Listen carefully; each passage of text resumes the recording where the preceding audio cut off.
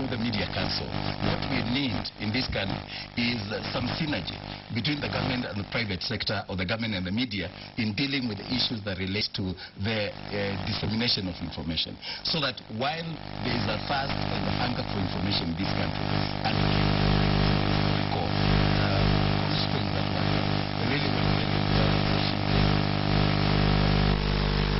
legal framework to determine what kind of material one wants to receive. There is the Federal Communications Commission. In UK, there is the Ofcom, where there are proper regulatory mechanisms. I remember that story of that. Exactly. The Janet Jackson recent exposure.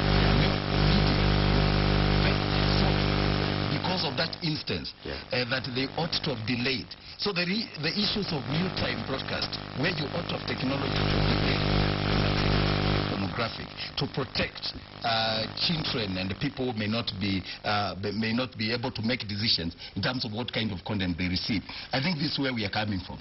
For a long time, there was no content regulation in this country. And even with the establishment of the Media Council, the responsibility of the media industry itself to ensure that there is a proper framework to regulate the content that wananchi consume has been lacking. This is what the new law brings. As Patricia said, it is not the government that will be wielding a big stick on the industry to say don't show this. In any case, with the coming of the fiber optic, there is going to be so many TV channels. It will be easier for people to access the frequencies, and there will be so many TV channels that people will be lost for choice. And therefore, Mwananchi will have even the right, EOs ourselves, to switch off the channel they don't like. But we have a duty as the government to protect Mwananchi. You tell us how that code is going to be developed.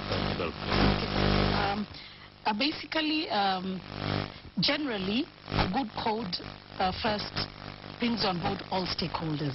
So all stakeholders, government, broadcasters like yourself, will definitely be part of the development effort of this code, and even a representative of our parents' constituent, if you like.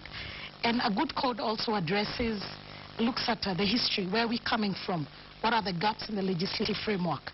A good code has to be a win-win situation. Everybody has to go home happy.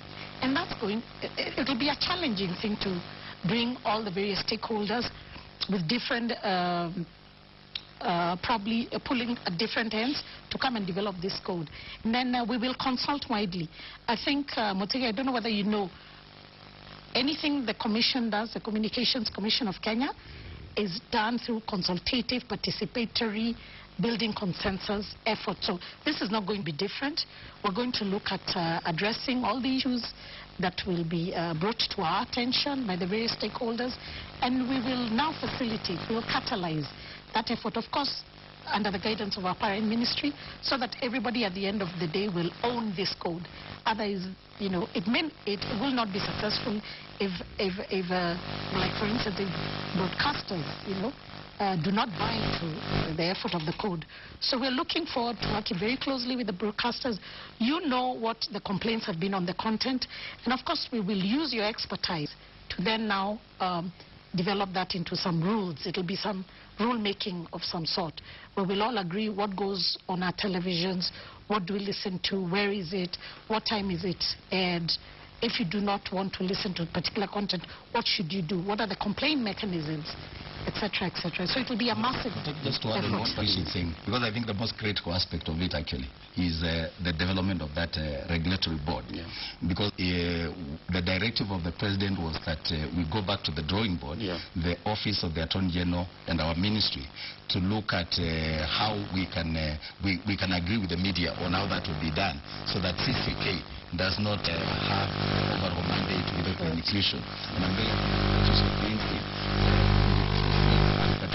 processes in coming up with a code that is acceptable to the industry and also to the government. But the last effort that we had was checked by the Prime Minister at the office, where the Attorney General was present, the media industry represented by the chairman of the Media Council, and all the key players. And our minister, then even the editors, it was